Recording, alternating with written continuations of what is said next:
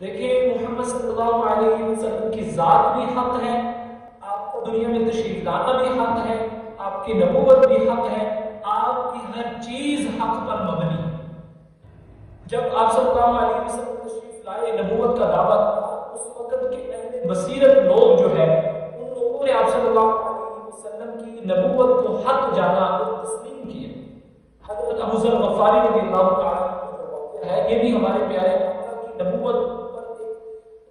کی حقانیت کی ایک دلیل ہے۔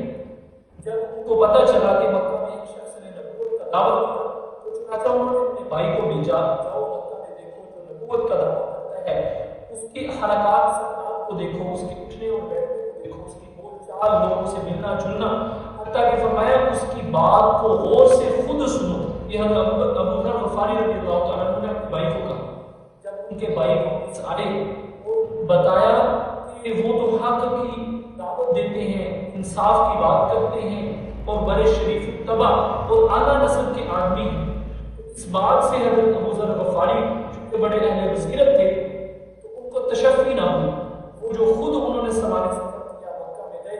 پھر جاتے ہی آپ صلی اللہ علیہ وسلم کے ہاتھ پر بیعت کی اور مسلمان ہو گئے۔ اور پھر لمبا واقعہ ہے، اس اسلام کی خاطر آپ صلی اللہ علیہ وسلم نے یہ فرمایا کہ تم چلے جاؤ واپس۔ آپ صلی اللہ علیہ وسلم نے کہا کہ لوگ اگر اپنے مسلمان ہونے کے اعلان کریں گے تو مارے ہوتے ہیں، تو ان کے مار پیٹ کی وجہ سے آپ صلی اللہ علیہ وسلم نے ان کو کہا اپنے قبیلے میں چلے جاؤ، جب ہمارا ظہور ہو جائے تو تم آ جانا۔ لیکن ابو ذر وہ حق بات کو سمجھنے اور اس پر ڈٹنے والے تھے، فرمانے لگے کہ میں اس کلمے کو کفر کے اندر جو ہے گونج کر پڑھوں گا، اونچی آواز سے پڑھوں گا۔ پھر جو ہے ان لوگوں نے پڑھا اور پھر لوگوں نے ان کو مارنا شروع کر۔ حضرت عباس رضی اللہ عنہ جو آپ کے چچا ہے، حضرت ابو ذر غفاری کے اوپر لیٹ گئے ان کو بچانے کے لیے، اپنے لوگوں کو کہا، یعنی کافروں کو کہا کہ ایسے شخص کو مارتے ہو جس کا قبیلہ تمہارے ملک کے شام کے سفر کے درمیان میں پڑتا ہے، اگر یہ بندہ مر گیا تو تمہارا شام کا آنا جانا بند ہو جائے گا، جو تمہاری تجارت کا ایک اہم تمہاری تجارت کا۔